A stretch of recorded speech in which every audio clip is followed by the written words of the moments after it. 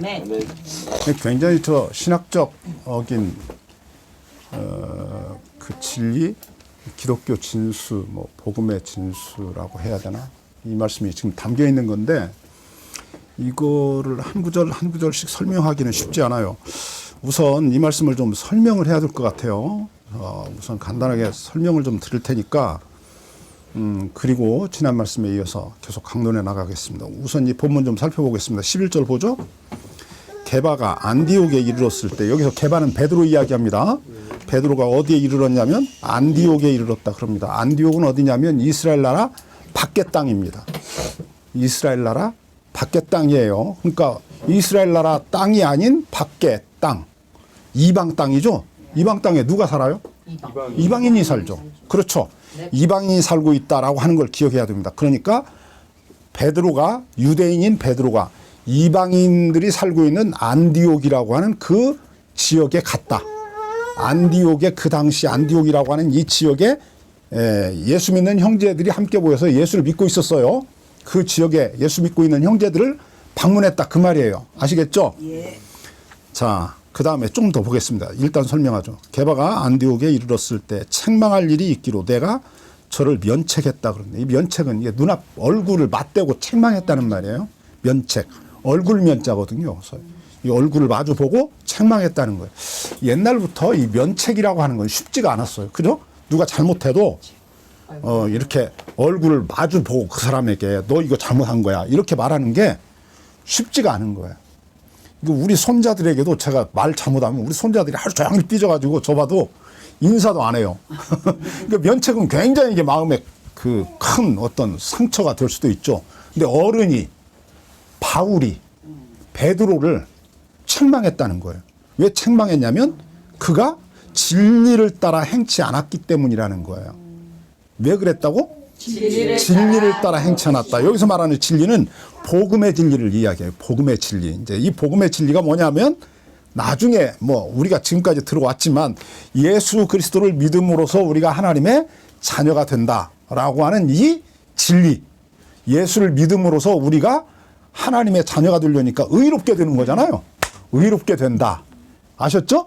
이 진리. 그러니까 우리가 하나님 앞에 너 의로운 내 자녀야 라고 하나님이 우리를 인정해 주시려면 하나님이 원하는 그 어떤 점수를 얻어야지 하나님이 우리를 의롭다고 하지 않겠어요? 그래, 너 내 자식이야 이제. 그러니까 이제 하나님이 원하는 그 점수를 우리가 따야 돼요. 네? 그러면 하나님이 나보고 너 의롭다. 그 점수를 못 따면 너는 불의하다. 그러는 거죠? 그러니까 의로우면 하나님의 자녀가 되는 거예요. 그러니까 이 의롭다는 말이 굉장히 중요한 거야. 여기서 의롭다는 말은 말을 바꾸면 하나님과 화해가 된다는 거지. 그러니까 자식이 아버지에게 불효를 저질렀어요. 불효를 저질렀던 자식이 아버지를 떠났어. 탕자. 우리가 생각하면 돼. 떠났어. 이 자식 아버지께 돌아왔어. 그러니까 아버지가 그를 용서해 줘. 용서하고 받아줘. 자식은 자기가 아버지께 잘못했다고 그러고 하늘과 아버지께 죄를 얻었사오니 이제부터는 아버지 아들이라 일컬음을 감당치 못하겠습니다. 이제부터는 자기를 뭐로 불러달라고 그래? 그렇지. 종으로 자기를 여겨달라고 그래. 이게 뭐야? 돌아온 거야. 돌아오니까 아버지가 그의 죄를 용서하고 그를 받아줬어. 그럼 이제 아버지와 아들이 어떻게 되냐면 이 관계가 화목해진 관계가 되는 거야. 아버지에게 이 아들은 더 이상 뭐가 아니냐면 죄인이 아니야. 뭐가 되냐면 의로운 아들이 되는 거야. 아셨죠? 의로운 아들이 되는 거야. 아버지께 돌아와서 아버지가 모든 죄를 다 용서했잖아. 그러니까 이제 죄인이 아니지. 의인이 된 거지. 아버지가 용서해 주었으니까. 원래는 죄를 지은 놈이지만 아버지가 용서해 주었기 때문에 아버지와의 관계 속에서 이거 이야기하는 거예요. 다른 사람이 객관적으로 볼 때 저놈이 죄인이냐 아니냐 이렇게 부르면 이웃집 사람들은 그 둘째 아들 보고 뭐라고 그래? 죄인이라고 그래? 의인이라고 그래? 죄인이지. 다른 사람이 볼 때 객관적으로 점수를 먹이니까. 그렇잖아. 왜냐하면 자기 아버지의 재산을 절반이나 가지고 가서 창기와 먹어버리고 그냥 흥청망청 그 다 낭비해버리고 돌아왔으니까 이거 다른 사람들이 볼 때는 아주 불효자식 중에 불효자식이지. 그런데 그 뭐라 그래? 염치도 없지. 어떻게 자기 아버지에게 그 엄청난 재산을 다 탕진해버리고 돌아와가지고 아버지 나 용서해 주세요. 아버지의 아들로 살겠습니다. 이거 염치 없는 놈이지. 그렇잖아요. 물론 입으로는 나를 아버지의 아들이라고 부르지 말고 이제부터는 종놈의 하나로 여겨주십시오. 말은 그러지만 진짜 아버지가 그놈을 종놈의 하나로 여겨주시겠어요? 아니죠. 아버지와 자식은 절대 이게 변하지 않는 관계가 있잖아. 그러잖아요. 그 무엇도 끊을 수 없는 관계, 그 무엇도 그 관계를 변화시킬 수 없는 그 어떤 혈연이 있잖아요. 그렇죠? 그러니까 이건 아버지는 언제든지 그 아들로 여기는 거지. 그러니까 이제 의롭다, 성경에서 하나님이 누구를 의롭다라고 한다라고 할 때 무엇을 생각해야 하냐면 이 개념을 생각하면 돼요. 돌아온 탕자를 아버지가 너 내 자식이라고 그러잖아. 그러니까 의롭다고 한 거야. 아셨죠? 자, 이방인은 의롭냐 의롭지 않느냐라고 볼 때 이제 그런 맥락이라고 그랬어요. 그러니까 다른 사람이 볼 때 객관적으로 이놈이 죄인이냐 아니냐 이런 건 상관없어. 하나님과의 관계에서 보는 거야. 유대인들은 자기들을 뭐라고 그래? 의롭다고 그래. 왜 그러지? 하나님이 자기들을 아브라함을 자기의 뭐라고 그래? 백성으로 삼았지. 자기 믿음의 자기 백성의 조상으로 삼았잖아. 하나님이 아브라함을. 그리고 그와 그 후손들과 하나님이 언약을 맺었잖아.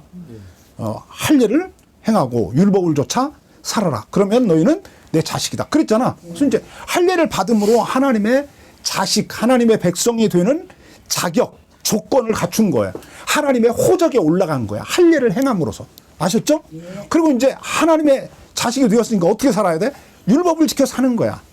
그러면 그는 뭐야? 의로운 자야. 아시겠죠? 예. 의로운 자야. 이런 그 맥락에서 보면 유대인들은 자기들을 의롭다고 그래. 그러니까 이 세상에 의로운 사람은 누구밖에 없냐면 자기들밖에 없는 거야. 그래서 이제 자기들만이 하나님께 선택을 받은 선민이다라고 하는 그 선민 의식이 있어. 그 선자가 착할 선이 아니라 이게 뽑혔다는 거지. 선택한다는 그 선자거든요. 그러니까 하나님께 선택을 받은 우리만이 의로운 이 지구상에 존재하는 유일한 하나님의 백성이라고 그들이 자기들에 대한 어떤 자부심, 긍지, 뭐 이런 걸 가지고 있는 거야. 명예, 자랑 이런 걸 가지고 있는 거지. 이해하셨죠? 예. 그런데 이 베드로가 안디옥에 갔어. 안디옥에 가니까 누가 있냐면 이방인으로서 예수를 믿는 사람들이 있는 거야. 자, 보세요. 유대인들이 구약 성경부터 우리가 쭉 이렇게 읽어보면 아마 그렇게 읽어보면서 생각해 본 분이 있는지 몇 분이나 있는지 모르겠어요. 구약 성경부터 보면 이 사람들이 전도해요? 전도해요? 안 해요? 전도 안 하죠. 이 아브라함이 저 가나안 땅에 들어가서 누구 전도하고 다녀요? 안 하잖아요. 애굽 왕 바로 만나가지고 전도해요? 안 하잖아요. 이 사람들 어디 가도 전도 안 합니다. 이 사람들 왜 전도를 안 한대요? 자기들은 선택받은 사람들이고 쟤네들이 이제 버림받은 사람들이랑 이제 걔네들이 구분을 준다는 네, 그러니까 잘 생각해야 돼요. 우리가 이게 기독교라고 하는 게 유대교와 다른 결정적 차이 중에 하나가 뭐냐면 기독교는 전도를 자꾸 해요. 그런데 유대인들은 전도를 안 해요. 이 사람들은 이게 틀이 딱 잡혀 있는 거야. 이 지구상에 굉장히 많은 사람들이 살고 있어. 그 종족 중에 우리만을 하나님이 하나님의 백성으로 하나님의 자식으로 선택해 주셨어요. 부르시고 선택해 주신 거야. 그러니까 이 지구상에는 두 종류의 인간이 있어. 한 종류는 어떤 인간이냐면 하나님의 백성. 하나님께 선택받은 하나님의 백성이 있고 그 다음에 하나님께 선택받지 못한 죄인들이 있는 거야. 이 두 그룹이 있어요. 아셨죠? 그들은 그 생각이 머릿속에 있다니까. 그래서 우리만이 의로운 하나님의 백성이야.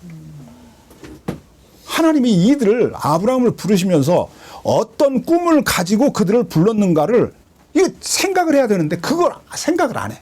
그냥 자부심과 긍지와 명예와 자랑과 어떤 그 자기들만의 존엄성 이런 걸 가지고 있는 거야. 이해하셨죠? 예. 그러면서 세상을 보면서 무슨 생각해? 이게 다 죄인들, 이놈들 다 이게 지옥 갈 놈들. 요즘 우리식으로 말하면 그런 생각을 하고 있는 거야. 그런데 이 유대교가 보세요. 아브라함으로부터 시작하면 뭐 한 2000년, 뭐 한 1500년, BC 1500년경부터 시작했다고 우리가 치더라도 이게 예수님이 오셨을 때까지 1세기니까 약 1500년이 넘는 기간 동안 어떤 때는 바벨론의 포로로 붙잡혀가 가지고, 그렇죠? 그다음에 이제 바벨론 나라가 무너지고 페르시아가 그 나라를 정복했잖아요. 페르시아가 그 나라를 정복해요. 그다음에 이제 또 페르시아를 무너뜨리고 저 알렉산더 대왕 그리스가 이제 또 정복을 해요. 그렇잖아요. 이게 그 포로로 막 끌려가잖아. 북쪽 이스라엘 나라는 아수르로 끌려가고 이렇게 끌려간다고. 근데 그 나라에 가서도 이 사람들이 전도를 한 일이 없어요. 전도를 한 게 아니라 이 사람들이 뭐 하냐면 자기들의 어떤 민족의 고유함을 지키기 위해서, 자기들만의 독특성을 지키기 위해서, 그러니까 하나님의 백성, 고유하잖아요. 이게 유일하잖아. 하나님의 백성으로 우리가 이 세상에서 삶을 살아내고 하나님의 백성답게 살아야 된다. 이거에 관심이 있는 거지. 우리가 이 이방 사람들에게 복음을 전해서 함께 하나님을 잘 믿고 함께 하나님께 복을 받아야 된다. 이런 생각 없는 거야. 그런데 이게 언제부터 이제 이게 문제가 생겨나냐면 1세기가 되면, 지난주에 말씀드렸잖아요. 로마라는 나라가 도덕적으로 윤리적으로 부패했다. 그러죠? 이게 도덕적으로 윤리적으로 부패했다는 말이 무엇을 의미하냐면, 보세요. 윤리라고 하는, 그냥 우리가 사용하는 이 단어 윤리라고 하는 이 한자를 이렇게 보면 이 사람인자에다가 이것도 또 하나의 윤자예요. 이게 무슨 생각할 윤자. 이제 생각났네. 생각할 윤자예요. 사람 인변에 생각할 윤자를 써가지고 이걸 윤리라고 그래요. 그러니까 사람이 생각해야 된다는 거야. 근데 이 생각할 윤자를 이렇게 분해를 해보면 이게 사람 인변에 한일자를 써놓고 그 밑에다가 그 어떤 그물망이라고 하는 글자가 있어요. 그물망. 근데 원래 이게 그물망자가 한문에 보면 이렇게 되어 있는데 여기다가 밑에다가 하나를 또 옆으로 그었어요. 그래서 그물을 촘촘하게 만들었어요. 그러니까 사람이 보세요. 세상에 살아가면서 가장 자기 마음에 크게 걸리는 거 있어. 자기 마음에 그물이 있어. 이게 걸려. 사람이 삶을 살다 보면 자기 마음에 걸리는 게 있어. 그게 뭐야? 양심에 가책을 받는 거지. 자기 양심에 거스리는 게 있어. 그것이 옳은지 그른지를 우리는 늘 생각하면서 사람답게 살아야 된다는 게, 살아야 된다는 거예요. 그게 윤리적인 삶이야. 그러니까 윤리적 삶이라고 하는 것은 쉽게 풀어서 설명하면 자기 양심에 거리끼지 않는 삶을 사는 거야. 이게 윤리적인 삶이야. 그럼 이제 그렇게 살면 이 사회가 어떻게 되냐면 질서가 잡혀져. 그렇잖아요. 사람들이 서로가 다 양심에 거리끼지 않게 살아가니까 이 세상에서 사람들이 싸움이 줄고 설사 싸우더라도 싸움이 줄고 그 다음에 서로가 이해하고 양보하면서 서로가 더불어서 함께 살아갈 수 있는 길을 찾는 거야. 이 사회가 좀 더 평화로워져. 질서가 있어. 깨끗해. 근데 이 질서를 깨는 거야. 자기 양심에 거리끼는 걸 깨버리는 거야. 보세요. 사람이 자기 마음에 그물이 있다고 그랬잖아? 예. 그물을 이렇게 그물에 코를 작게 만들었다고? 근데 이거를 제거해버려. 자기 마음에, 양심에 거리끼는 것들이, 이게 거리끼는 그물을 코를 크게 하니까 어지간한 건 안 걸려. 자기 양심에 안 걸리는 거야. 무슨 의미인지 아시겠죠? 예. 그러면 이제 어떻게 됩니까, 이게? 이 사회가 어떻게 될까요? 문란해지잖아요. 이 사회가 무질서해지잖아. 보세요. 저보고 자꾸 정치적인 발언을 한다고 그러는데, 저 세상에 이게 믿어지지가 않아요. 나는 지금도 그래요. 저 양평 그 고속도로 있잖아요. 뭐 요즘은 이제 김건희 고속도로라고 하는데 그 원래 이 고속도로가 저 국토교통부에서 고속도로를 내놨어요. 그래서 이 고속도로가 강원도 쪽에서 오는 고속도로하고 이게 연결이 되도록 이렇게 원래 내놨어요. 고속도로를 두 개를 거쳐서 이 강원도 쪽에서 오는 고속도로와 연결이 되도록. 그런데 윤석열 대통령이 대통령이 되고 나더니 국토교통부 장관인 원희룡이 갑자기 국토교통부 장관으로 가더니 이게 그 양평 뭐 군수 뭐 이런 거기서 일하는 뭐 국토 뭐 건설과 뭐 이쪽 어디 뭐 건설과 이쪽에 근무하는 사람인가 봐. 그 사람들과 모의를 해가지고 고속도로를 바꿨어. 종점을. 그래서 이제 이게 왜 바꿨나 이렇게 가서 보니까 그 종점에 김건희 일가가 막 빚을 엄청 내가지고 거기다 땅을 몽땅 사놓은 거야. 그랬다 그랬어요. 대통령 부인이. 네. 그의 어머니 뭐 오빠 뭐 무슨 뭐 동생인지 뭐 하여튼 모르겠는데 그 일가들이 거기다 땅을 몽땅 사놓은 거야. 그게 이제 발견이 됐어. 그러니까 사람들이 이제 묻는 거야.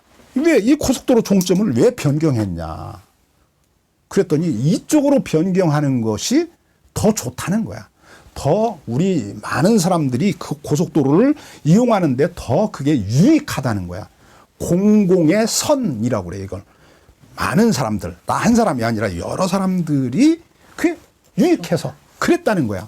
그런데 왜 거기가 김건희 씨 땅이 왜 그렇게 많냐. 가서 이제 물어보니까 그건 우연이었다는 거야. 그러니까 이제 사람들이 이거를 믿냐고. 그래서 이제 두 가지를 따져본 거야. 첫째, 정말 이 고속도로를 이리 내면 원래 고속도로로 내려고 했던 그 길보다 이게 더 유용한가, 우리에게 더 유익한가, 여러 사람들에게 더 선한가를 물었더니 아닌 거야. 아닌 거야. 이 원래 기존 고속도로로 내야 그 길을 이용하는 사람들에게 더 편리한 거야. 그러니까 이거 1번이 어긋났어. 그들이 주장하는 게. 이쪽으로 노선을 바꾸는 것이 더 많은 사람들에게 유익하다 그랬는데 보니까 아니야. 그 다음에 두 번째. 그런데 그 땅에 왜 김건희 일가가 땅을 그렇게 몽땅 사놨냐. 이렇게 물으니까 그들은 우연이라고 그러는데 우리가 이제 생각해 보는 거야. 그게 진짜 우연일까? 그러니까 누구도 우연이라고 동의하지 않아. 그런데 보세요. 대통령 부인이라는 사람이 우리가 만약에 대통령 부인이다 그러면 그렇게 할 것 같아요? 생각도 안 하죠 뭐. 우리는 아니 차마 이게 대통령 부인인데 한 나라의 부인인 대통령 부인인데 그게 가능할까? 차마 자기 양심에 안 걸리겠을까? 그 양심의 그물에 그게 안 걸렸을까? 이렇게 보면 안 걸린 거예요. 그물이 커. 그분들은. 그물이 커서. 네, 그물이 커. 코가 커. 그래가지고 그냥 쑥 빠져나간 거야. 2만. 참, 이 사람들이, 우리 동양 사람들이, 한문을 만든 저 중국 사람들이, 우리 조상들도 뭐 그쪽에서 결국 왔으니까, 보면 참 글자를 만들어도 잘 만들었어요. 의미를 담아서 만들었어요.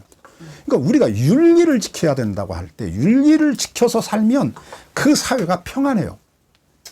누가 막 특별히 원망하고 막 불평하고 막 나와서 막 데모하고 이렇게 하지 않아요. 막 대통령을 뭐 탄핵해야 된다 막 이런 말 안 해요.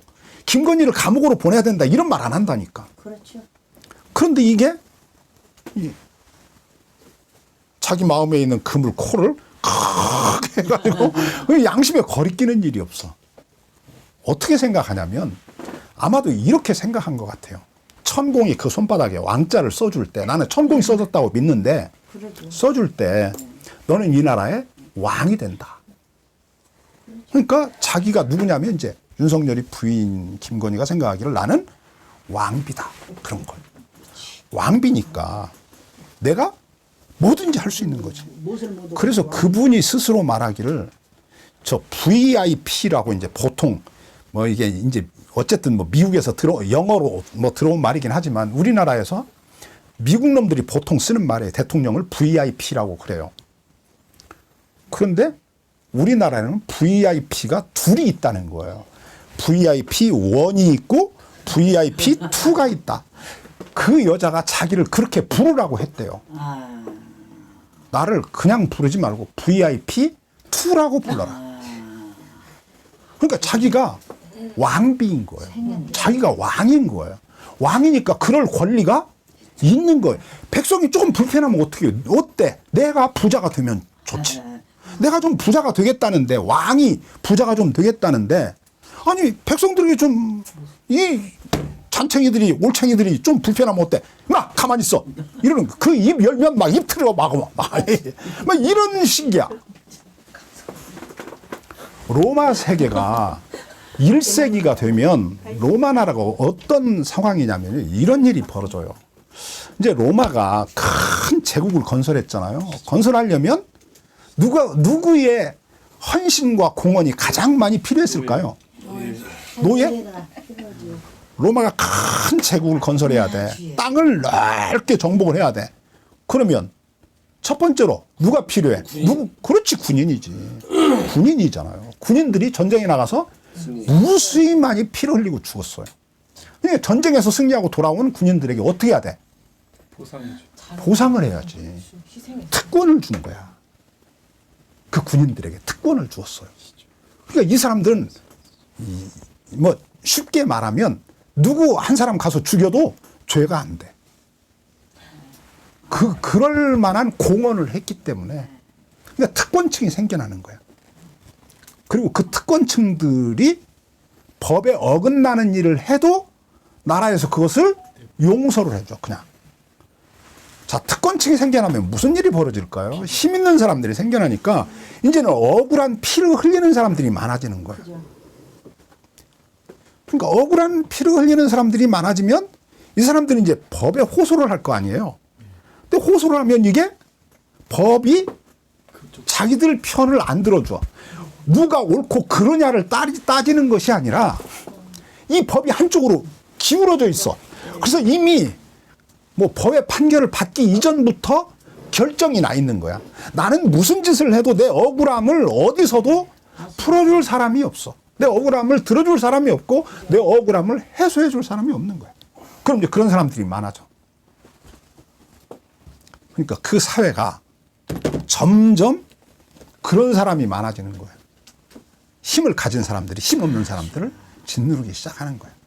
그러면서 그 사람들이 횡포를 저지르기 시작하는 거지. 그러니까 이제 점점 사람들이 밑으로 내려가면 밑에 있는 그 힘 있는 사람이 또 그 밑에 힘 없는 사람을 짓누르고 또 그 사람이 자기보다 힘이 약한 사람을 짓누르고 이제 이렇게 되니까 그 사회가 무질서해지는 거예요. 그래서 이 나라가 이건 반란이 일어나서 망할 거다. 이 나라 이거 오래 못 간다라고 하는 위기감을 지식인들이 갖기 시작한 거예요. 그래서 그 사람들이 야 이 로마를 이거 어떻게 해야 돼? 우리나라 이거 어떻게 해야 돼? 이 제국을 어떻게 해야지? 어떻게 다시 살릴 수 있는 방법이 없을까? 어떻게 하면 윤리적으로 도덕적으로 이 나라를 다시 바르게 세우지? 라고 하는 이 관심이 모든 사람, 지혜 있는 사람들에게, 지식인들에게서 다 이렇게 봄날에 우미 솟듯이 마음에서 이렇게 솟아났어요. 관심사야. 어떻게 하면 이 나라를 다시 회생시킬 수 있을까? 그래서 그들이 찾아간 게 어디냐면 유대교라고 그랬잖아요. 유대교. 막 찾았더니 사상적으로 올바른 가르침을 가르치는 곳이 있어. 가서 보니까 유대교야. 이건 뭐 가장 온전한 삶을 살라고 그래. 가장 공평하고 정의로운 삶을 살라고 그래. 그리고 그 사람들 보니까 그 가치를 실현하기 위해서 몸부림을 쳐. 그러니까 로마인들이, 지식인들이 거기 가서 야 우리도 당신이 믿는 하나님 좀 믿자 그랬더니 그들이 턱을 막 문턱으로 엄청 높였다니까. 그게 뭐냐면 율법을 지켜서 유대인처럼 살라는 거야. 자, 오늘 말씀 보면 무슨 말이 나오냐면 게바가 어디 갔냐면 안디옥에 갔대. 안디옥에 갔더니 이방인으로 예수를 믿는 사람들이 있어. 유대인들은 이방인과 함께 밥 먹지 않아요. 왜? 이방인은 부정하잖아. 부정하잖아. 이게 죄인들이잖아. 죄인들하고 내가 함께 밥을 먹으면 내가 죄인이 되는 거야. 내가 오염이 되는 거야. 그래서 유대인들이 이방인하고 밥을 안 먹어요. 그래서 이제 게바가 안디옥 교회에 갔어. 이방 교회에 갔어. 거기서 밥을 먹었을까 안 먹었을까? 같이 먹었지. 이방인으로서 예수를 믿는 사람들과 함께 밥을 먹었어. 그런데 이게 예루살렘 교회에서 유대인들이 내려온다는 말을 듣고 게바가 밥을 함께 먹다가 일어나는 거야. 그 자리에서. 그들에게 공격받을까 봐. 너 왜 유대인인데 이방인하고 함께 밥을 먹어? 이렇게 공격받을까 봐 일어난 거야. 베드로가. 그러니까 누구도 일어났냐면 그에게 저 오염이 된 거지 이제 그에게. 응? 미혹이 된 바나바도 일어났어. 근데 바나바가 일어나니까 또 어떻게 됐을까? 그 가운데 있던 유대인들도 다 일어나서 나가버렸어. 그래서 베드로가 그 자리에서 아니 그 바울이 베드로를 책망했다는 거야. 뭐라고 책망했는가 보죠. 자 14절 보겠습니다. 그러므로 나는 저희가 복음의 진리를 따라 바로 행하지 아니함을 보고 모든 자 앞에서 게바에게 이르되 네가 유대인으로서 이방을 좇고 유대인답게 살지 아니하면서 어찌하여 억지로 이방인을 유대인답게 살게 하려느냐라고 책망했다는 거예요. 그러니까 무슨 말이냐면 이런 말이야. 너 유대인으로서 네가 이방인과 같이 함께 먹었지 않느냐. 이건 무슨 말이냐면 네가 이방인이 되었다는 말이야. 그렇잖아. 이방인과 함께 내가 밥을 먹는다는 말은 유대인이 이방인과 함께 밥을 먹는다는 말이 뭘 의미하냐면 내가 유대인이 아니라는 거야. 나는 오늘부터 유대인 아니야. 뭐야? 이방인이야. 그 말이에요. 그게. 유대인에게 이방인과 함께 밥을 먹는다는 것이 이게 그냥 이방인과 함께 밥 먹는 거 이런 거 아니라니까. 이건 엄청난 일이라니까. 율법을 깨는 일이야. 무슨 말인지 이해했죠? 나는 오늘부터 뭐? 이방인이다. 그렇지. 유대인이 아니라 이방인이다. 나는 오늘부터 이방인으로 살겠다는 거예요. 그게 이방인과 함께 밥 먹는 거야. 그런 사람이 예루살렘에서 유대인 형제들이 내려온다니까 그들이 와서 자기 공격할 거 아니야. 너 이제 이방인 됐어? 이럴 거 아니야. 너 이방인이야? 그러니까 이제 자기가 그 대답을 할게 무서우니까 피하. 두려운 거야. 이거 뭐라고 내가 그들에게 그 변론을 해야 될까를 생각하니까 자기도 모르게 그냥 본능적으로 그냥 일어난 거야. 그 자리에서 회피한 거야. 나는 이방인이 아니라는 거지. 나는 누구라고? 유대인이라는 거야. 그러니까 네가 원래 유대인으로서 이방인처럼 살다가 왜 갑자기 이방인으로 하여금 유대인답게 살게 하려고 그러느냐라는 거야. 그러니까 보세요. 이게 지금 무슨 문제가 걸렸냐면 갈라디아 교회 신자들에게 유대인인 베드로와 함께 밥을 먹으려면 그들이 유대인이 돼야 돼. 유대인이 되려면 뭐 해야 된다고? 할례를 일단 받아야 돼. 그리고 유대인처럼 살아야 돼. 그 율법을 지켜 행한다는 말이 유대인처럼 살아야 돼. 이렇게 안 하면 그들과 내가 함께 밥 먹으면 안 돼. 왜? 그들은 이방 죄인이니까. 그 말이야 이게. 근데 우리가 의롭게 되는 것이 그러면 우리가 의롭게 되는 것이 할례를 받고 유대인처럼 그 율법을 지켜서 살면 우리가 의롭게 되는 것이냐라고 물으면 아니라는 거야. 이제 그 이유는 결정적으로 우리가 로마서에 보면 아브라함에게서 그 원일, 근거를 찾아요. 바울이. 뭐라고 찾냐면 이렇게 말하는 거야. 우리가 실제로 저 창세기에 가서 보면 15장에서 하나님이 아브라함을 의롭다고 그래요. 왜 의롭다고 그러냐면 내가 너에게 자식 줄게. 그러니까 아브라함이 하나님이 자기에게 자식 줄 것을 믿었다는 거예요. 그러니까 하나님이 그를 의롭다고 그런 거예요. 근데 이놈이 16장에 가면 무슨 짓을 하냐면 자기 아내 사라하고 야합을 해가지고 저 애굽 여인 하갈과 결혼을 해요. 그래가지고 자식을 낳아요. 그러니까 17장에 가면 하나님이 그에게 나타나셔서 요구해요. 너 할례를 행하라 그러는 거예요. 그러니까 아브라함이 언제 하나님께 의롭다고 인정을 받았냐라고 하는 그 시점을 찾는 거야. 바울이 논쟁을 그렇게 한다니까. 그러니까 아브라함이 하나님께 의롭다고 인정을 받았던 때가 언제인지 아냐? 그가 할례 받았을 때 하나님이 그를 의롭다고 한 줄 알아? 아니라는 거예요. 언제 의롭다고 했다고? 그 할례 받기 이전에 의롭다고 했다는 거예요. 무엇을 근거로? 믿음을 근거로. 하나님이 그에게 자식을 준다고 하는 그 말씀을 믿었기 때문에 그 믿음을 근거로 해서 하나님이 그를 의롭다고 했다는 거예요. 물론 믿음이라고 하는 창세기 15장에서 아브라함이 하나님을 믿었던 그 믿음과 오늘 우리가 하나님을 믿는 믿음은 그 믿음이라는 단어가 담고 있는 내용은 달라요. 아브라함은 하나님을 믿었어. 뭐를 믿었어? 자기에게 하나님이 자식을 줄 것을 믿었어. 그렇지? 그럼 우리는 무엇을 믿어? 하나님이 우리에게 자식 줄 것을 믿는 거야? 아니잖아. 그렇지? 우리는 뭐를 믿어? 하나님이 예수님을 통해서 우리와의 관계를 개선했다는 거야. 하나님이 우리와 화목할 수 있는 새로운 길을 열었다는 거야. 그러니까 문턱이 이렇게 높았는데 그 문턱을 하나님이 없애버렸다는 거야. 무슨 말인지 알겠지? 그것을 믿는 거야. 누구를 통해서 그 문턱을 없앴냐면 예수님을 통해서 없앴다고 하는 것을 우리가 믿는다는 거야. 그러면 하나님이 우리를 의롭다고 해. 어쨌든 의롭다고 하는 방식은 같아. 뭐야? 믿는 자를, 하나님을 믿을 때 의롭다고 그래. 아셨죠? 이거는 공통분모야. 내용은 달라. 아브라함은 뭐를 믿었다고? 하나님이 자기에게 아들을 주실 것을 믿은 거야. 우리는 무엇을 믿냐면 하나님이 예수님을 통해서 우리를 의롭다라고 하는 길을 열었다라고 하는 이것을 믿는다는 거야. 아셨죠? 자, 봅시다. 우리가 그래서 지난 시간에 제가 뭐라고 그랬냐면 초대교회에서 예수를 믿어라. 할례를 받고 율법을 행하고 이런 거 안 해도 된다. 그냥 예수만 믿어라. 뭐로? 주님으로 라고 그러는 거야.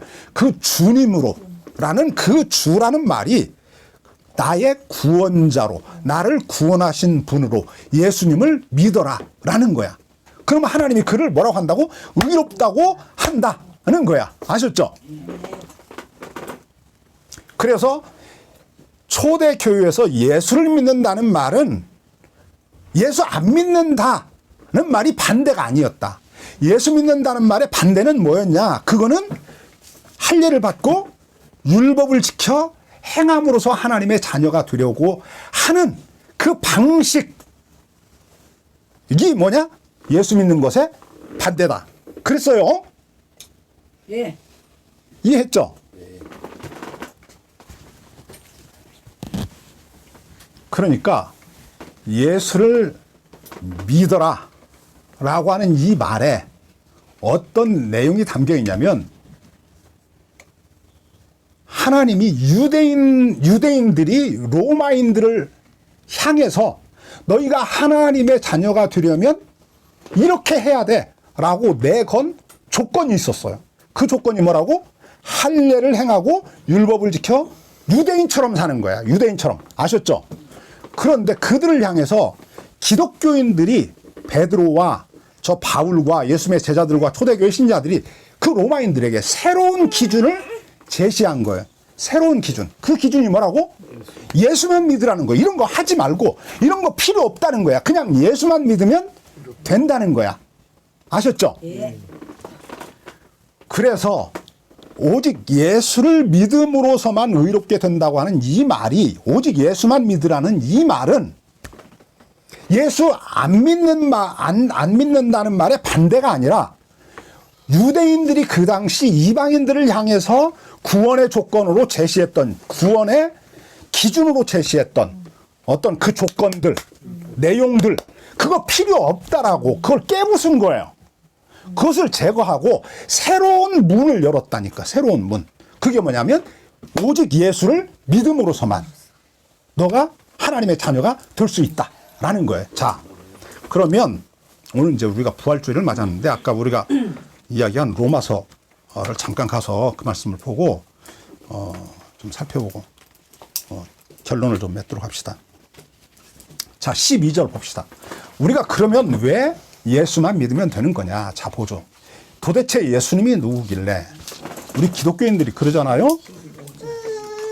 자, 우리가 하나님을 믿는 거냐, 예수님을 믿는 거냐?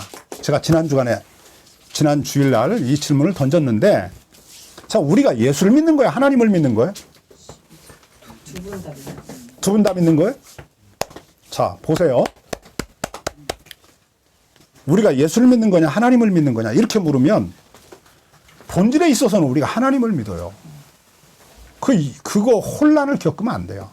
성경의 주인공은 누구냐면 하나님이에요. 하나님. 예수님을 누가 보내주시냐면 하나님 아버지께서 보내주시는 거예요. 그러니까 기독교도 하나님을 믿고 유대교도 하나님을 믿는 거예요. 아셨죠? 예. 그럼 이제 유대교와 기독교가 다른 게 뭐냐? 유대교와 기독교가 다른 게 뭐냐? 기독교는 예수님을 통해서 하나님을 믿는 거예요. 이게 기독교예요. 기독교는 뭐라고? 예수님을 통해서 하나님을 믿는 거예요. 이 말을 성경에서 초대교회 전도자들이 뭐라고 우리에게 설명을 했냐면, 이방 사람들을 향해서 뭐라고 설명을 했냐면, 예수님을 믿음으로써 하나님을 믿을 수 있다. 아버지 하나님을 믿을 수 있다. 그러니까 우리는 예수님을 믿음으로써 하나님 아버지를 믿는 자녀가 된다라고 말한 거예요. 이거를 헷갈리면 안 돼. 이걸 헷갈리면 안 돼. 자, 그러면 우리는 왜 예수님을 의지하지 않고는 하나님을 믿을 수 없는가? 예수님을 의지해서만 하나님을 믿을 수 있는가라고 하는 물음을 우리가 던져야 돼. 예수님 도대체 누구길래? 라고 하는 거야. 그 대답을 오늘 할 거예요. 짧고 간단하게 할 테니까 잘 들어보세요. 자, 12절 보겠습니다. 로마서 5장 12절. 로마서 5장 12절입니다. 보세요. 이러므로 한 사람으로 말미암아. 누구로 말미암아? 한 사람. 한 사람으로 말미암아 죄가 세상에 들어왔다. 그래요. 이 한 사람이 누구죠? 아담이죠. 그렇죠. 아담이 죄를 지음으로써 이 세상에 뭐가 들어왔냐면 죄가 들어왔죠. 죄, 여기서 말하는 죄는 단순히 내가 무슨 거짓말하고 누구를 미워하고 이런 거 아니에요. 여기서 말하는 죄는 뭐죠? 먼저 하나님께 대하여 반역한 죄야. 하나님을 싫어하는 죄야. 하나님이 없다고 막 소리치는 그 죄야. 자, 봅시다. 하나님으로부터 분리된 죄. 내가 하나님이라고 주장하는 죄. 그거 이야기하는 거예요. 자, 보세요. 한 사람으로 말미암아 이 세상에 뭐가 들어왔냐? 죄가 들어왔다. 그러자 그 다음에 봅니다. 뭐라고 그래? 죄로 말미암아 뭐가 왔다고 그래요? 사망이 왔다고 그래. 자, 보세요. 자, 이제 이 궤적 그리는 거야. 수학 공부하는 거나 똑같아요, 이게. 논리학이 똑같아, 수학이나. 자, 한 사람 아담이 죄를 지었어. 죄를 지으니까 이 세상에 뭐가 들어왔어? 죄가 들어왔어. 그렇지? 죄가 들어오니까 뭐가 왔어? 사망이 왔어. 죽음이 왔어. 이 죽음은 단지 우리가 꼴꼬닥하고 죽는 죽음만을 이야기하는 게 아니야. 죽음이라는 이 단어 안에 뭐가 담겨 있냐면 형벌, 심판, 저주라고 하는 의미가 담겨 있는 거야. 그러니까 하나님이 죄인을 어떻게? 저주해, 심판해, 형벌해. 그렇잖아. 그러니까 그게 다 이게 죽음이라는 단어 안에 담겨 있는 거야. 자, 아담 한 사람이 있는데 이 사람이 죄를 지었어. 죄를 지었더니 이 세상에 뭐가 왔어? 이 세상에 죄가 들어왔어. 죄가 들어오니까 뭐가 따라왔냐면 사망이 왔어. 그런데 이제 또 한 사람이 나와. 그 다음 봅시다. 14절. 그러나 아담으로부터 모세까지 아담의 범죄와 같은 죄를 짓지 아니한 자들 위에도 사망이 왕노로 됐다. 왜냐하면 아담은 오실자의 표상이기 때문에 그렇다. 여기서 말하는 표상은 모형이라고 내가 전에 이야기를 했어요. 봅시다. 아담이 모형이라는 거야. 여기서 지금 우리가 기억해야 될 게 뭐냐면 모형이야. 아담이 뭐라고? 모형이야. 그럼 이제 모형은 이게 본떠서 만든 거야. 그럼 뭐 진짜가 이제 있는 거야. 진짜. 그 진짜가 누구냐면 이제 그 다음부터 나와. 자, 15절 보죠. 그러나 이 은사는 그 범죄와 같지 아니하니 곧 한 사람의 범죄를 인하여 많은 사람이 죽었은즉 더욱 하나님의 은혜와 또는 한 사람 예수 그리스도의 은혜로 말미암은 선물이 많은 사람에게 넘쳤으리라. 그래. 자, 봅시다. 누가 나오냐면 예수님이 나와. 하나님의 은혜와 또 한 사람 예수님이 나와. 그러니까 아담의 모형에 누가 나오냐면 예수님이 나오는 거야. 이거는 뭐냐면 하나님이 우리에게 은혜를 베푼다는 거야. 왜냐하면 죄인이니까. 아담이 죄를 지음으로 모든 사람은 다 죄인이 되었어. 그래서 모든 사람이 다 죽어. 그렇지? 근데 이제 예수님이 오셨어. 하나님이 이들을 살리려고 예수님을 보내신 거야. 예수님이 오셨어. 누구로 오셨냐면 두 번째 아담으로 오신 거야. 새로운 아담으로 오셨어. 온전한 아담으로 오셨어. 진짜 아담으로 오셔서 뭐를 했냐면 이분이 우리를 대신해서 죽었어. 그러니까 뭐가 제거가 되었냐면 죄가 제거가 된 거야. 죄가 제거가 되면 그 다음에 이제 뭐가 따라와? 죽음이 아니라 죄가 없어지면 죽음이 아니고 죄가 오니까 죽음이 왔는데 이제 죄가 없어졌어. 그럼 뭐가 와? 생명이 오는 거지. 생명이 오는 거잖아. 죽음이 아니라 뭐가 온다고? 생명이 온다고. 그래서 저 밑에 내려가면 21절에 이렇게 말해. 21절.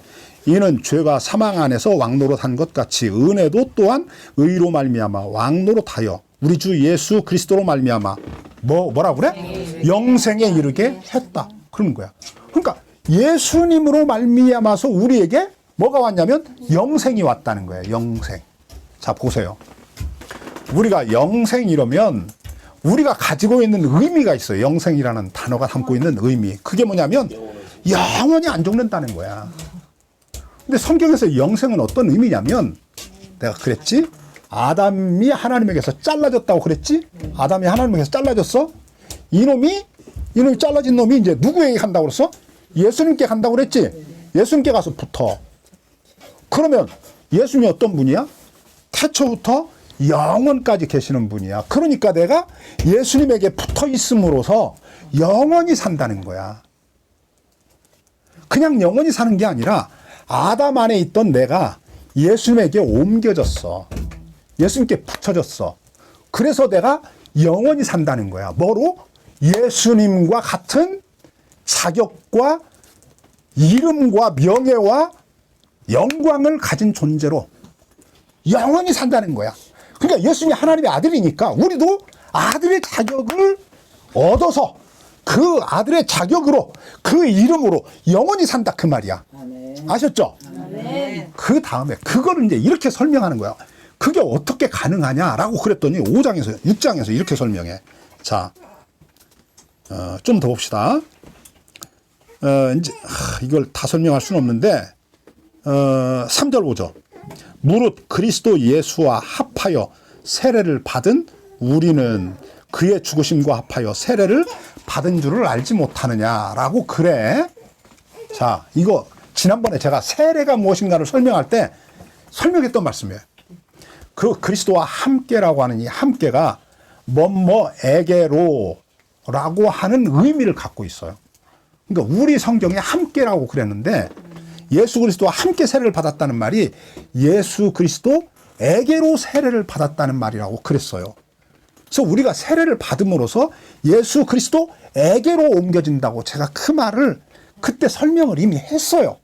아셨죠? 그러니까 하나님이 우리가 예수를 믿을 때 무슨 일을 하냐면 역사 속에서 하나님이 한 일이야. 이걸 우리가 기억을 해야 돼. 성경을 이게 성경이 쉽지가 않아요.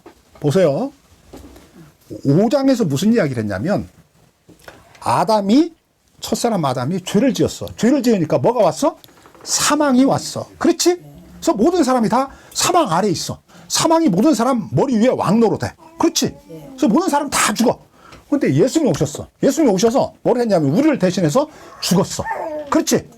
죽었어. 그리고 다시 사셨어. 이분이 다시 사심으로써 그분이 죽었다고 하는 그 죽음의 의미가 이게 뭔가 새로운 의미를 갖는 거야. 예수님이 죽고 난 다음에 살아나지 않았어. 그러면 예수는 누구야? 죄인이야. 그 사람도. 죄인은 못 살아. 왜냐하면 죄인은 뭐를 받아야 돼? 형벌을 받아야 돼. 그렇잖아. 그 죽음이라고 그랬어. 근데 예수님이 죽었다가 다시 살았어. 이 말은 뭘 의미하냐면 그분이 죄에 대한 형벌을 받고 다시 살았다는 거야. 무슨 말인지 알겠죠? 그러니까 그분은 원래 누구였냐면 하나님의 아들이었다는 거야. 이거를 지금 설명하는 거야. 이해하셨죠? 자, 그래서 하나님이 죄인인 우리를 살리려고 예수님을 자기 아들을 보내서 우리 모두를 다 대신해서 죽게 하시고 형벌하시고 우리를 대신해서 예수님이 죽었다는 말이 그냥 단순히 죽었다, 십자가에 못 박혀서 꼴까닥 죽었다 이 말을 의미하는 게 아니라 그것만이 아니라 그 의미, 그 안에 우리 대신 형벌을 받았다, 죄에 대한 대가를 지불했다, 그 의미가 담겨 있다고. 그러니까 우리 대신 벌을 받은 거야. 예수님이 벌을 받고 죄에 대한 벌을 받고 그리고 다시 살아나셨어. 그렇게 하심으로써 우리에게 뭐를 주냐면, 죄가 이제 우리에게서 제거가 되었으니까 우리에게 뭐를 줄 수 있게 되었냐면 생명을 줄 수 있게 되었다니까. 영생을 줄 수 있게 되었다고. 아셨죠? 그래서 이게 우리가 보세요. 예수 믿고 구원받았다는 것이 단순히 죽은 다음에 내 영혼이 천당 간다 이렇게 하면 안 된다니까. 성경이 어떻게 시작하냐면 하나님이 태초에 이 세상을 창조하시고 이 세상, 하나님이 창조하신 그 세상 안에 인간을 자기를 대신한 왕으로 세워서, 대리 통치자로 세워서 하나님이 창조하신 그 세계를 다스리게 하잖아. 그 세상으로 이게 회복이 안 되면 구원이 안 되는 거라니까. 영혼 천당 간다고 이게 되는 게 아니라니까. 하나님이 이 세상을 창조하면서 이 우주 역사를 하나님이 시작했기 때문에 이 시작을 완성하려면 그 세상으로 이게 회복이 되어야 한다니까. 무슨 말인지 아셨죠? 그래서 우리가 왜 부활해야 하냐면 죄로 말미암아 우리가 죽었잖아. 죄 때문에 우리가 죽잖아. 내 죄가 제거가 되었으면 내가 죽어야 돼, 안 죽어야 돼? 안 죽어야 된다니까. 그래서 다시 사는 거야. 그래서 하나님이 다시 살리겠다고 그러는 거야. 이게 부활이, 기독교가 그냥 부활절 뭐 이런 거 그냥 하는 게 아니라니까. 기독교의 핵심이 있다니까. 이 진리가 있다니까, 이 안에. 우리가 다시 살아야만 된다니까. 안 살면 이건 구원이 아니야.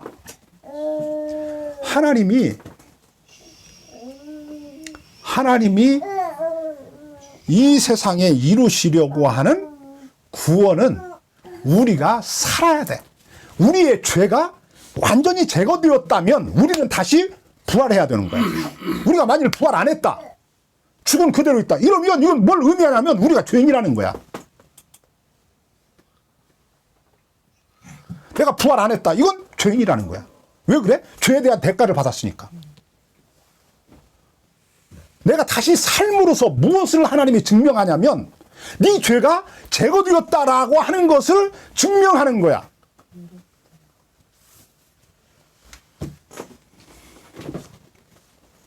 기독교가 이게 기독교라니까. 이게 기독교라고. 그냥 1년에 한 번씩 뭐 부활절이 왔으니까 우리가 뭐 예수님이 부활한 것처럼 우리도 부활합니다. 그냥 뭐 주장할 수 있어. 그렇게 막 말할 수 있어. 근데 그 의미가 무엇인가는 최소한 알고 우리가 그런 진리를 말해야지. 자, 그러니까 우리에게 뭐가 이제 담겨 있냐면, 그런 우리는 이 세상에서 그럼 어떻게 살아야 되느냐라고 하는 이 과제가 우리에게 남겨 있는 거야. 그렇잖아.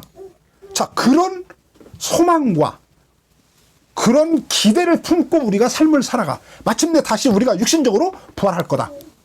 우리의 육신이 부활할 거다. 그럼으로써 하나님의 창조 목적이 완성될 거다라고 하는 이 소망을 가지고 살아가. 그럼 이제 우리는 세상에서 어떻게 살아야 되는가? 예수 안에 접붙여진 우리는 어떻게 살아야 되는가라고 하는 이 물음이 남는다니까. 이 물음에 대한 대답을 다음 주일날 살펴보도록 하겠습니다. 기도하겠습니다.